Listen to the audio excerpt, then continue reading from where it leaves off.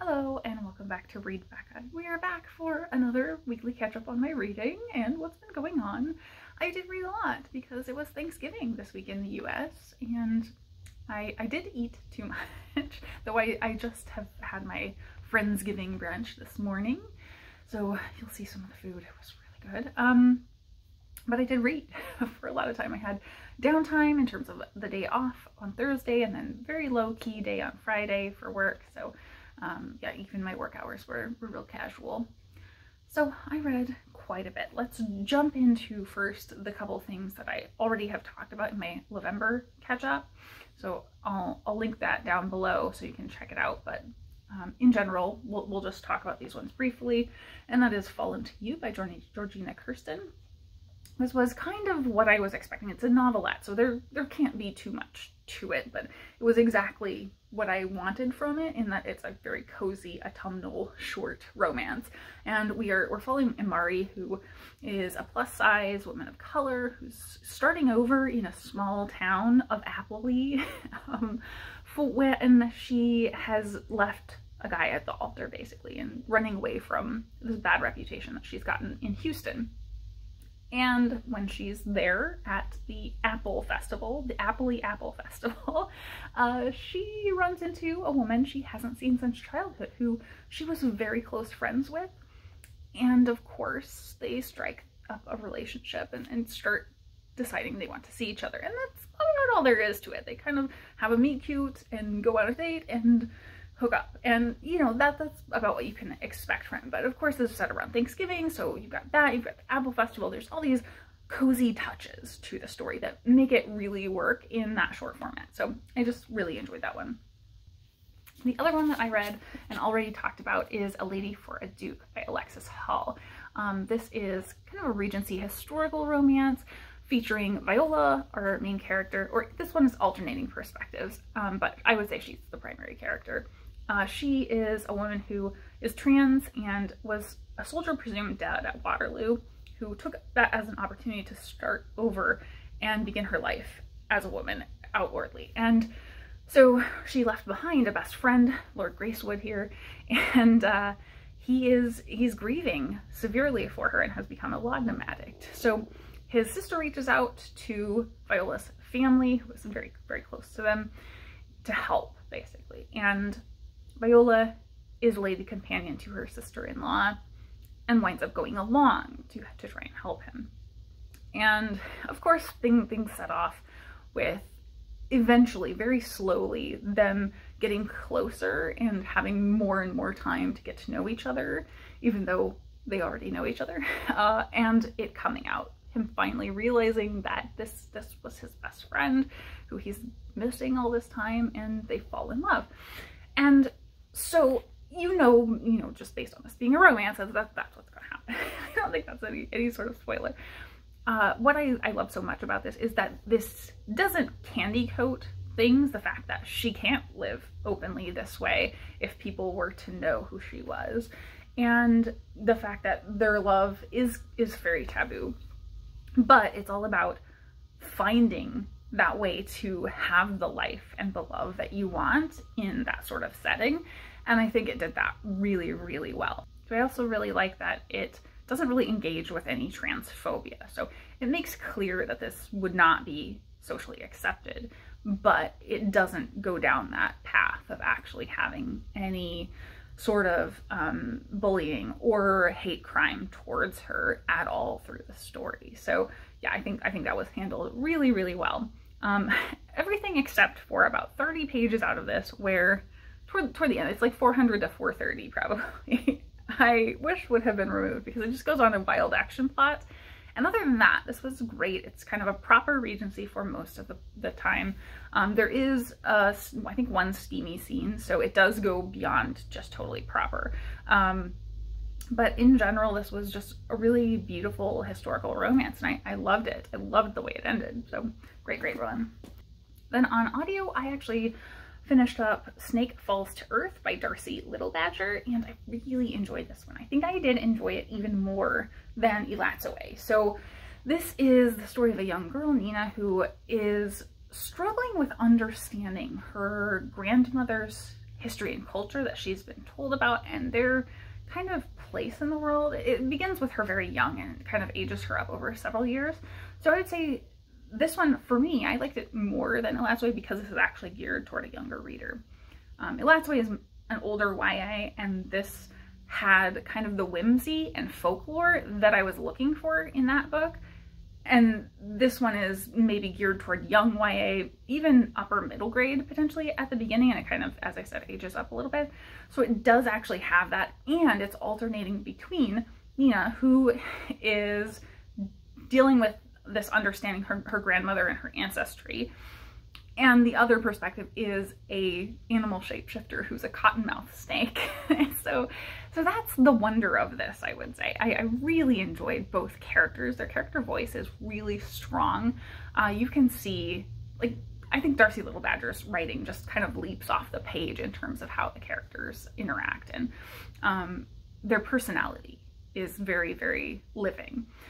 So I think that was really good. I think it maybe tried to do too many things in terms of the different elements and problems that it was engaging with, because you are getting this kind of very like ancestral folklore element, and then you're getting Nina in modern times kind of having to engage with so many different problems that for a younger reader, I don't think this would be as effective. Where, you know, for myself, like, I can keep up with the multiple societal difficulties that she's struggling with, both in terms of her heritage, the kind of attacks toward these animal shifter creatures that we're talking about, which is really like a cultural attack, I would say. I think that's the clear, obvious symbolism there. And then she's also concerned about environmental issues. So there's climate change aspects going on. There are species extinctions that she's concerned about. And so that's all kind of a really big point that could have used more of a singular focus, I think. But I really enjoyed everything about this. I think the writing was on point. I loved the way the two perspectives were alternated and played off of each other as the story progressed. So really fantastic. And I just need more from Darcie Little Badger now, basically. So that was Snake Falls to Earth. Then I read an adult high fantasy, I would say, The House of Shattered Wings by Aliette Bodard. This is an interesting one. I think I liked it, but didn't love it. But it's set in the future, maybe, Paris or France.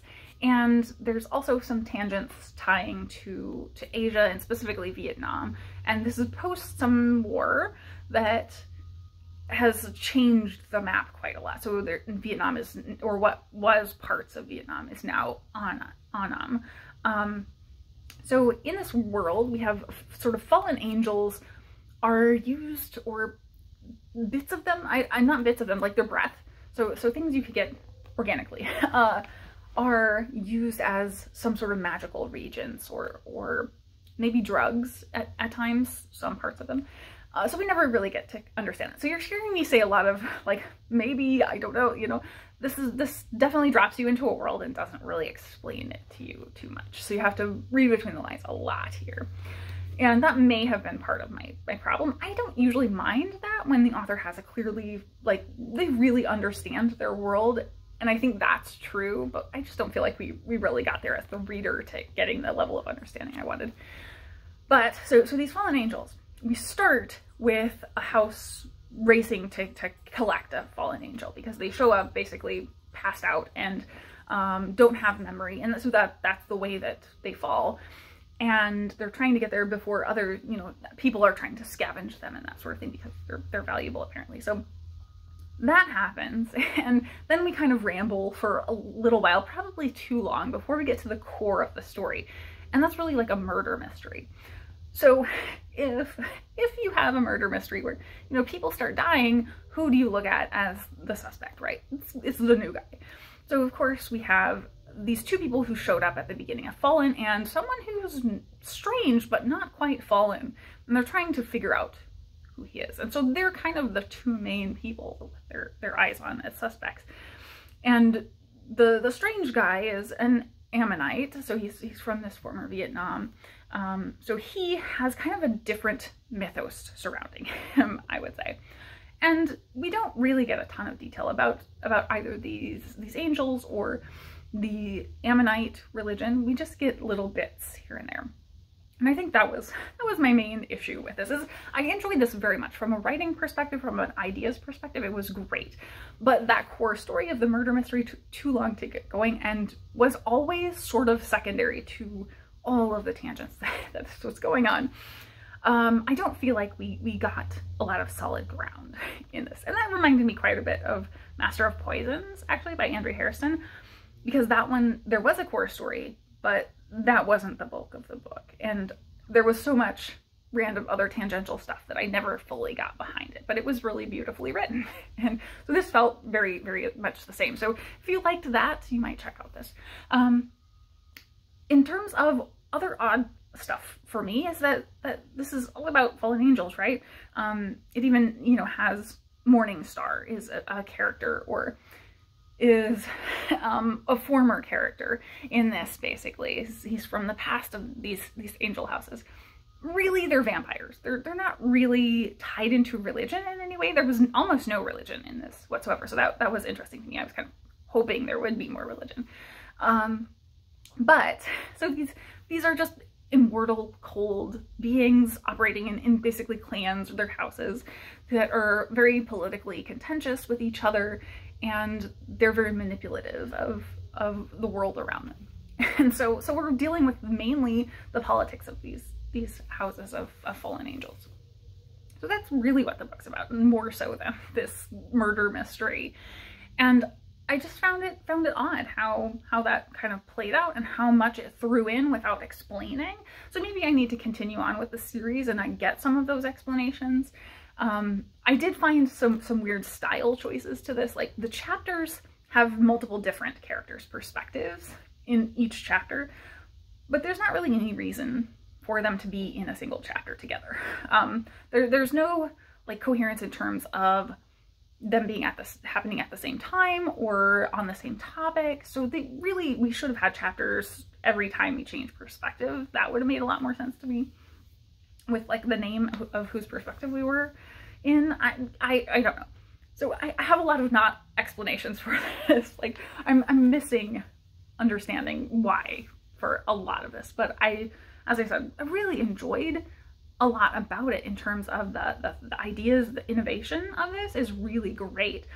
I loved that we were seeing this kind of clash of the Paris setting here with this very outside and totally different mythology character who doesn't even have an understanding of the world here, basically, of the houses, of their politics, and he's a total outsider dealing with this situation where now he's really suspicious to everyone around him. So overall, I liked it. I didn't love it. I may well continue on with it, though. I definitely have liked Aliette de Bodard, other work from her, short work, so I would definitely check out more. And then the last little thing I read was from my nonfiction November selections. That's The Trouble with Reality by Brooke Gladstone. This was not at all what I expected. This is kind of an essay, and ostensibly I thought this was going to be much more about media, and I don't think this is going to age very well, because this is much more capturing a moment in time of 2017 and Trump newly becoming president, and the sort of interaction and mutual manipulation between Trump as a communicator and the media.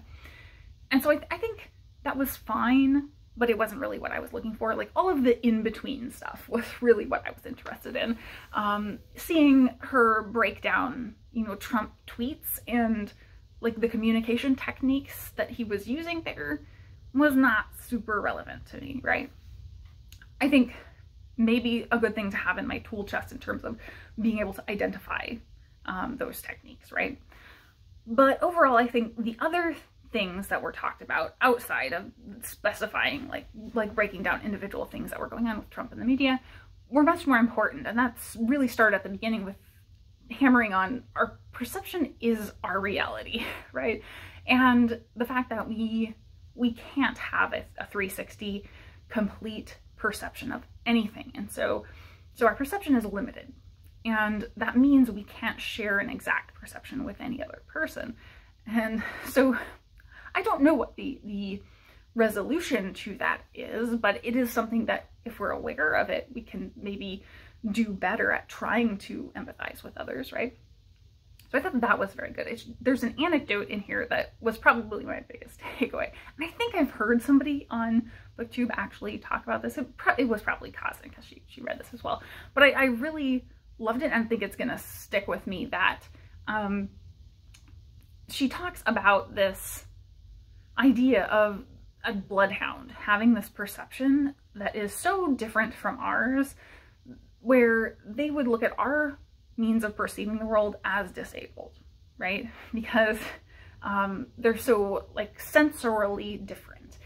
And that's just such a salient point to take away from this is, you know, there are other creatures that perceive the world so differently in ways that we cannot imagine.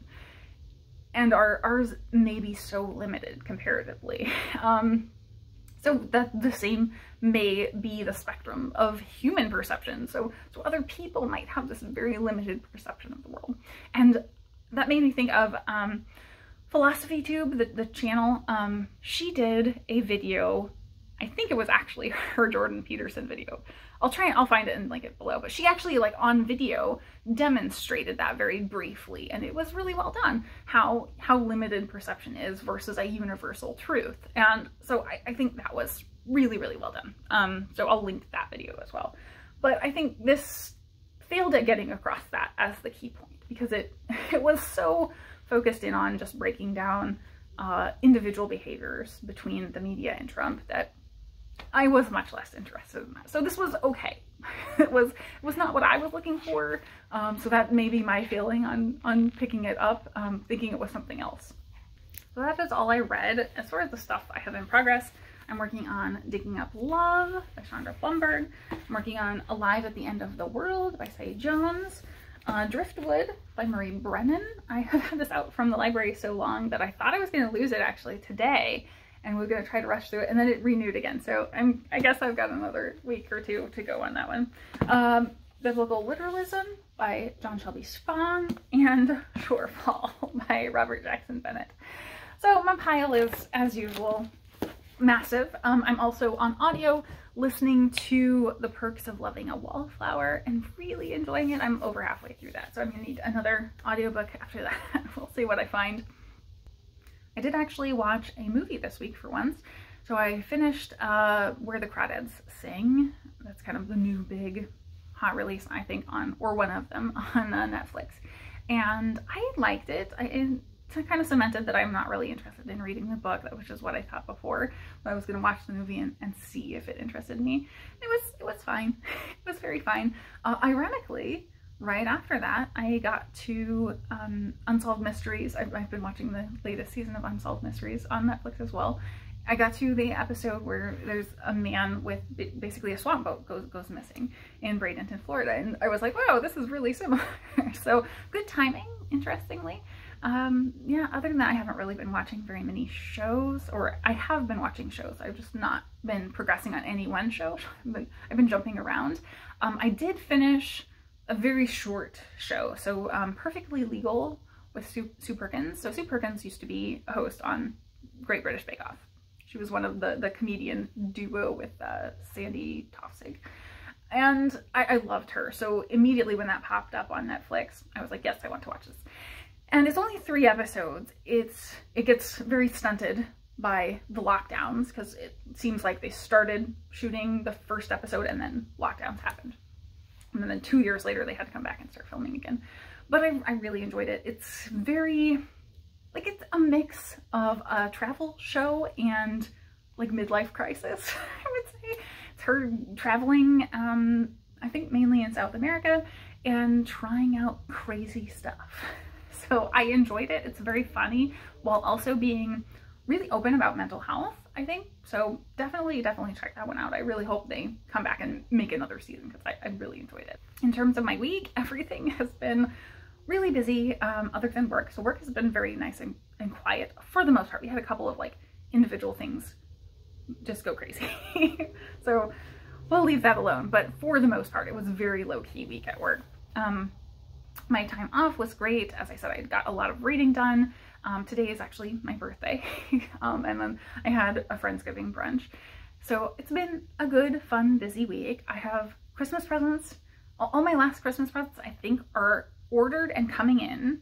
So I got a pile of boxes between birthday and Christmas ordering. It was like, all these packages showing up at once. So I'm hoping that I can get myself in gear to have everything wrapped the first week of December and send things off, because most of my family is miles away. They're nowhere near where I'm going to be, so I have to ship them stuff every year.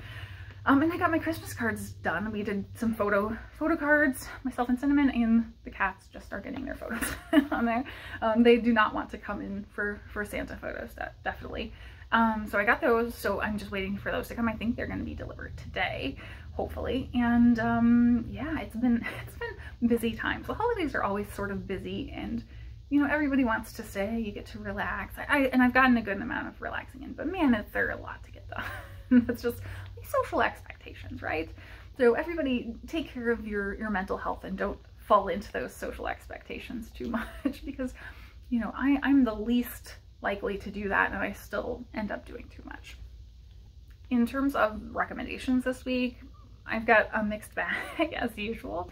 My first one is just to point you at my last video that I made just a couple minute impromptu reaction video to the fact that I was hearing about a new book ban effort in my state, where they're attempting to set a rule, the Secretary of State is, where mainly funding for individual books or book purchasing would be determined based on appropriateness by the state rather than the library, which is ridiculous. They should not have individual book buying power. You know, they give funds or allocate funds to the libraries based on demand, not based on individual books and their appropriateness for children. It also has some really ridiculous outliers, like requiring that the librarians assure they don't check out any material that's not approved by the parents. I don't even know how you would enact something like that. Yeah, it's very ridiculous. Not having displays that are not specifically age appropriate in age appropriate areas for children. Like, yeah, it's a lot. It's extremely attempting to lock down on available information to children, and I really hate that. I'm a huge proponent of information freedom. Yeah, so yeah, very frustrating. Please go check it out. I shared what was going on a little bit, and the resources for email if you want to contact our Secretary of State and tell them it's ridiculous. And then moving on, the other thing is kind of a story from my week, we'll say. So I'm getting into these digressions that involve some context. So before 2020, before everything shut down, I was part of a movie group that was a social justice movie group, and that kind of makes it sound more serious than it was. It was very much just getting together for a potluck, a movie, and a chat, and always focused on the movie being something about different cultures, different identities, and then discussing afterwards kind of the things that brought up for you. So, you know, I mean, one month we had kids coming in, so we watched Coco, you know, like the little Day of the Dead focused cartoon. So yeah, it's not anything super serious, but like that of course sparked a lot of discussion because none of us were from that heritage. So yeah, it was a lot about gaining empathy for different cultures. So one month we watched a silent film with an entirely indigenous cast, and everybody loved it, but I couldn't remember the name of it. So I went on the hunt for this movie, and the name of the film is Daughter of the Dawn. And this was, you know, a very old silent film, 100 years old basically now, I think. And it was just recently uncovered within the past decade or two, and republished, remastered onto DVD and everything. And so we watched that, and that was like one of the longer films that we watched. It was, I think, 2 hours or over 2 hours. Everybody was enthralled. The filmmaking is so good. So I was looking for that actually as a gift for someone. And I couldn't initially find it. It took me a little digging. But on the route to finding that, I discovered that the Library of Congress has a list of silent films with Indigenous actors in it. So I never would have even thought to look for something like that, right?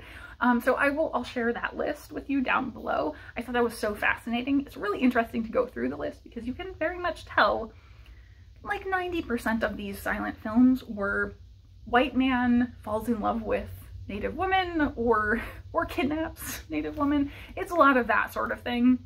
So you can very much tell the bent of these stories that they were depicting at the time. But it's fascinating to see how much is there. They have both fiction and nonfiction, so not what I expected, but yeah, I'll link that list, and I'm very curious now to poke around a little bit. I didn't have time to do it at that moment, but to see what other sort of things they have in that area on the Library of Congress, because it was just kind of fascinating to stumble across that and have never known that it was there. So definitely check that out if you're looking for something to watch for Indigathon or Skoden Readathon to tie in for Indigenous Heritage Month. And then the last recommendation is one I just saw the other day and was like, mind blown. Jo Renee did a video of kind of recalling the crazy books she read as a fundamentalist. And it is hilarious how much overlap there is there. I still have a bunch of those books on my shelves. I have sort of a big lower shelf that's actually blocked by the arm of my futon in my office that is full of those kind of books because I don't really want to reread them. I don't want to get rid of them.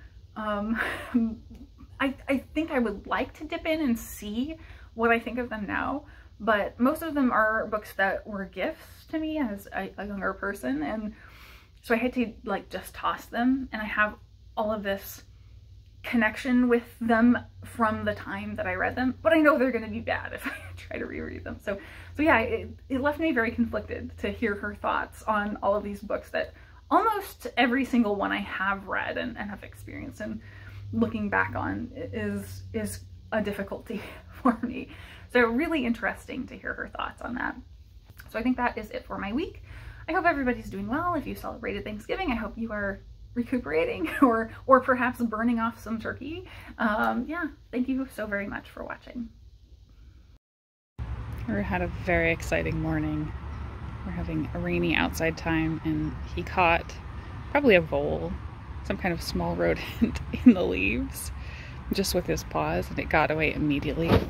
I believe that is its hole right there, going under my porch. So now he's just gonna sit here and wait. We will not let him catch the little guy again. Yeah, nope. This is so exciting. My birthday is coming up, and I've used Karma Baker before to give gifts, and apparently somebody remembered that. And Karma Baker is a vegan, gluten-free bakery that ships at least nationally across the US, and their stuff looks really good. So they sent me obviously an info card, some stickers, or a sticker, and magnet, and then this is the goodies. So I took it out of the shipping box. Let's see what's inside. So it looks like this is a mixed snack pack. So we've got a brownie, nice brownie chocolate. This is a donut wrapped in paper. Another donut, that's a sprinkle one. It looks like a chocolate and a vanilla. Ooh, a whoopie pie. Delish. Oh, this looks like maybe a oatmeal cookie. I think that's maybe maple inside cookie sandwich. Oh, I see giant cookies. So here's another cookie sandwich. Pretty sure this is chocolate chunk with Nutella. Cake pop. And giant cookies. This is literally as big as my hand.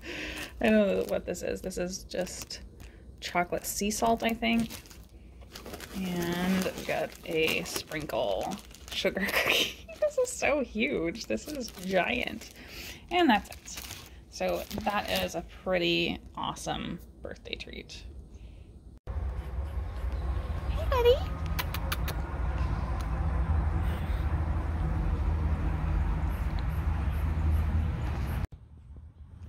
This pumpkin did not even have a hole in it last night. Squirrels finally got to it. That's alright. My pumpkin will be a good offering to the squirrels and the rabbits. I forgot who was being bathed mid-bath.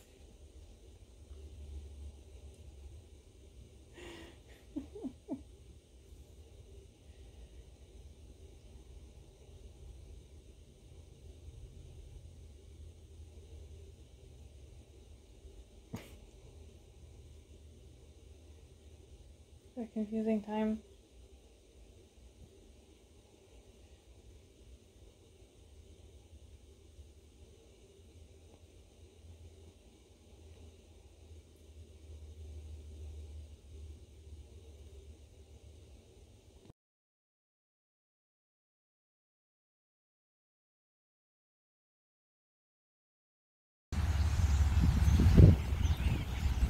Wow.